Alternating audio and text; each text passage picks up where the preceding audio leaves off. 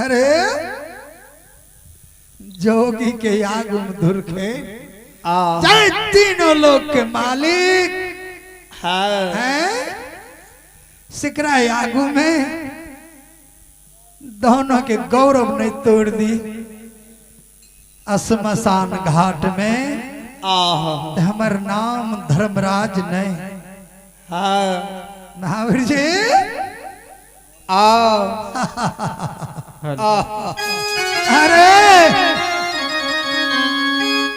अरे भाषाउट अरे बजरंगी हम ते जन्म देने वाला पुरुष ते मरण भी देने वाला पुरुष हाँ और मरण देने वाला पुरुष तो हम जिलन भी देने वाला पुरुष। जय हो बाबा। हमरा से कोई बाहर नहीं। महावीर जी आई नहास के जिंदा बनाना छे और जिंदा बनेबै और रूप आई नहास के रूप जे देबै कथी के बाबा कथी के शैतान के रूप महावीर जी हाँ बाबा शैतान रूप देकर दोनों जीव के श्मशान घाट में तेरो कर्म ने हम कह दी कोई शैतान से हमर नाम धर्मराज नहीं। शैतान से हम तेरो कर्म करवा के श्मशान घाट में हम नतीजा करवा देवे और जय समान खलीफा या खेरा पर लड़े छे और दंड घीचे छे ओए समानी शैतान दंड घीचते और दोनों जीव के तेरो नतीजा पुरा देते और पवन के रूप में रहना छे। हाँ बाबा हाँ दोनों जीव आबि रहल छे बाबाजी की जानते बाबाजी तो दाढ़ी बढ़ा के बौकरा छे। अरे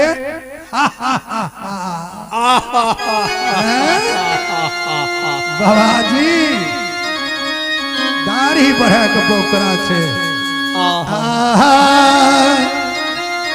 ए बजरंगी हो अरे गौरा पी के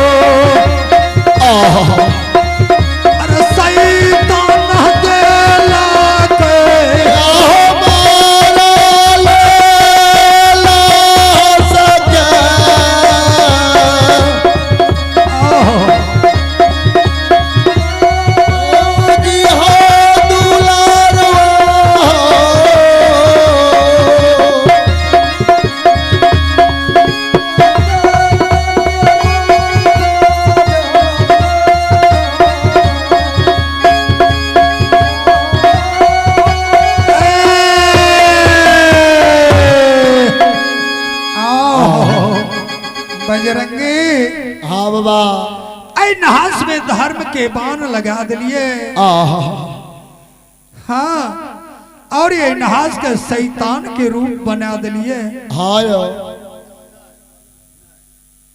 हाँ, आहा शैतान के रूप में अब दोनों जीव निकट पहुंच गए। आहा अब ये श्मशान घाट में पवन के रूप में रहना छे। दोनों जीव चली आ रहा छे दरबार देने।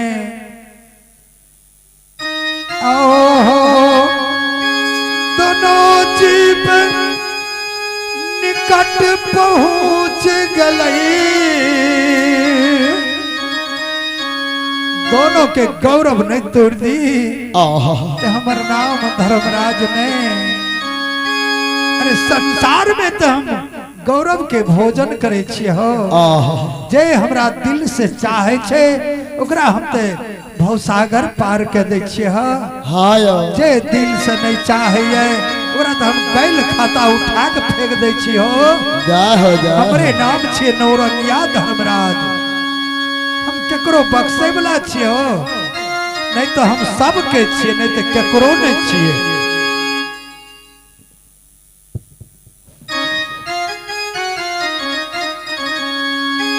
सती है ये झूमी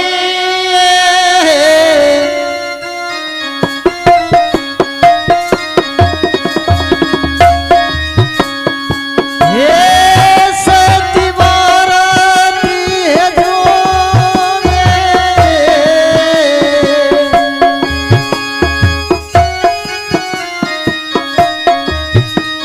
आय के लिए